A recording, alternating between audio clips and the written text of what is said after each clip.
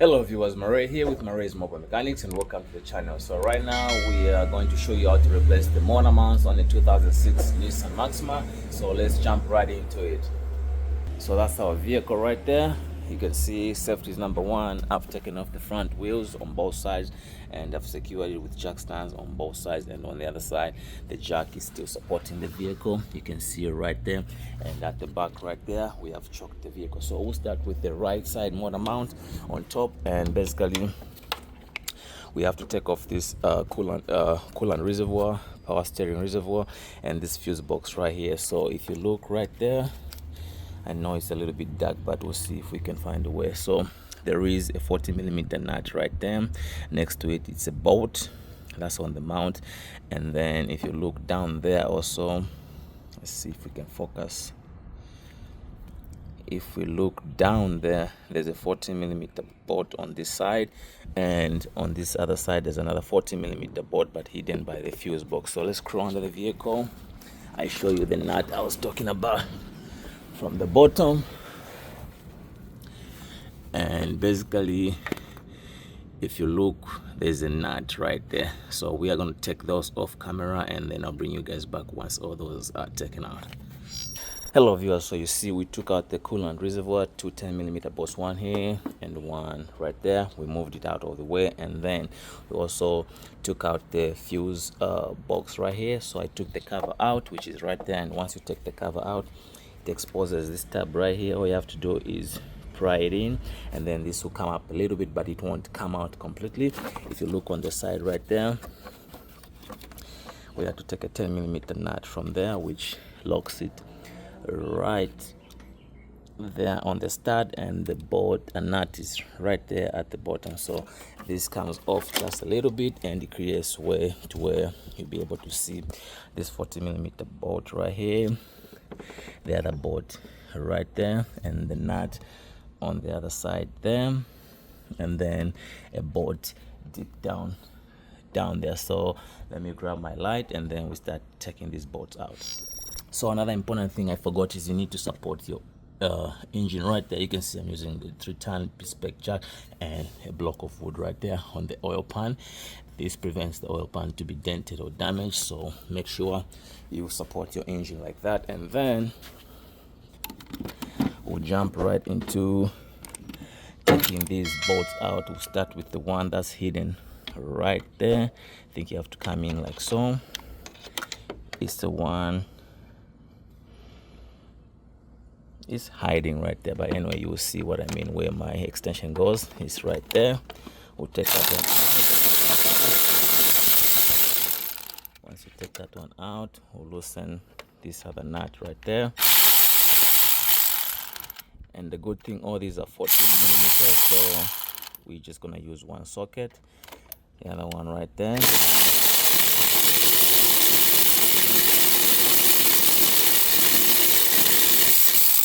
So make sure you support your engine at the bottom with that jack and a block of wood, and then we got right here. So you can see these bolts will come off. So this is just a bracket. We'll put it on the side. There's a bolt right here. We'll put it somewhere there. There's a nut there. We'll put it somewhere there, and there's one bolt down there. We'll put it right there. So right now let's crawl under the vehicle, and we take out one nut which is at the bottom, and that's why it's important to secure your engine like that. So right now we are under the vehicle. I don't know if you're able to see, but we are going right there. So we'll take off the last nut, which is right there. And this is the one right there on the socket. So we'll just leave it down like so. And now let's actually come up on top of the vehicle, and now you can see this motor mount just comes off just like so. And let's go check it out.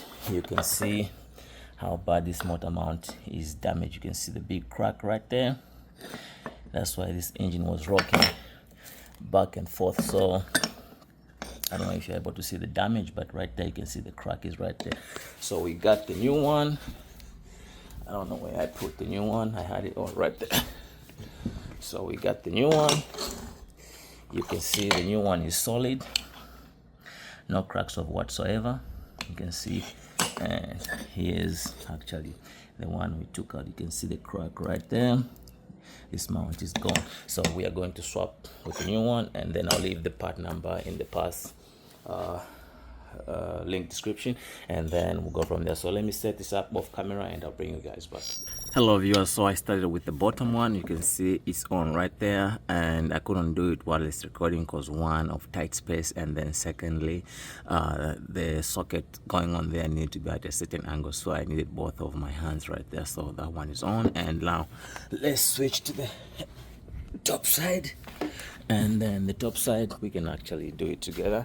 You see exactly, I started the bolts by hand, and we'll start with this one right there. And I'm using this impact. It's got a little bit torque than the other one we use when taking them out. So just zip it, just like so. We'll move to the next one right there.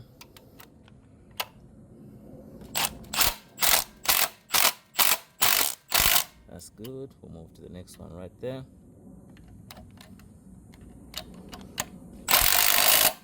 It's on, and then we'll go to the one and only last one right there.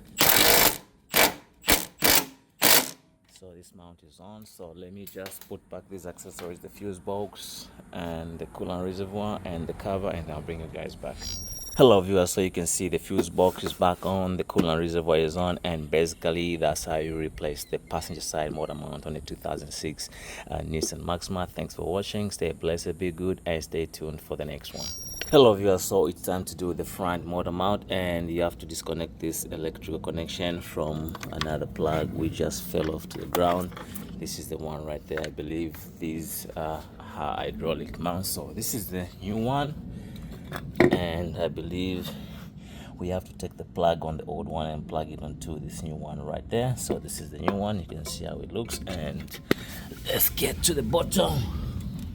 I show you where the mount is located. So this is the mount right here. We have a 70mm bolt right here. So this one, the bolt comes through to the other side. So this side is a welded nut for this longer middle bolt, and this is pretty tight. I had to use this big guy right there, the impact wrench with the 70mm socket. And these ones, there's one right here, 70mm bolt with a nut this side, so you have to hold with a 70mm wrench this side, and the same with this one right here. There's a nut this side and a bolt this side. So the cap I'm talking about is, I don't know if you're able to see, but under right there there's a cap written Bridgestone. That should be the hydraulic sensor, I believe. So right now, let me set myself up. I don't know if I'll be able to catch this on camera, but I'll try. So let me get myself set up, and then I'll bring you guys back. Hello viewers, so I'll try my level best. We'll start with the front one, and you can see I put my wrench right there and my 70mm socket right here with the Milwaukee M12. Let's just make sure it's going the right direction. So we'll take this bolt out just like so.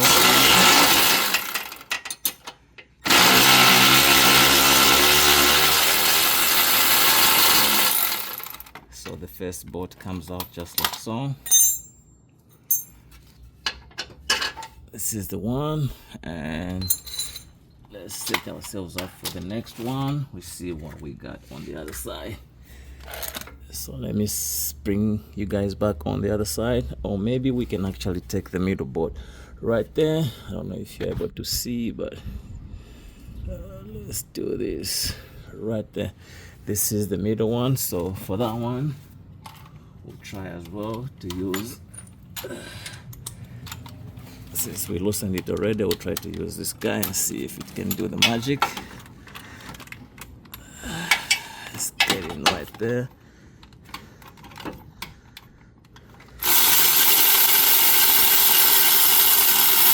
Okay, it has actually done the magic, so we just go in there and take the longer bolt out, and this is the one right here.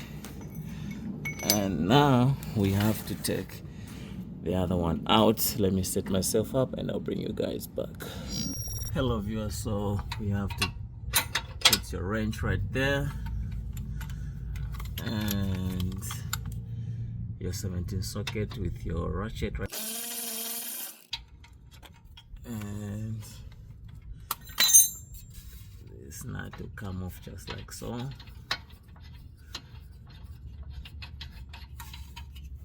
And you have to take note of the bolt's orientation. All of them are coming from the transmission side going towards the engine, so take note of that.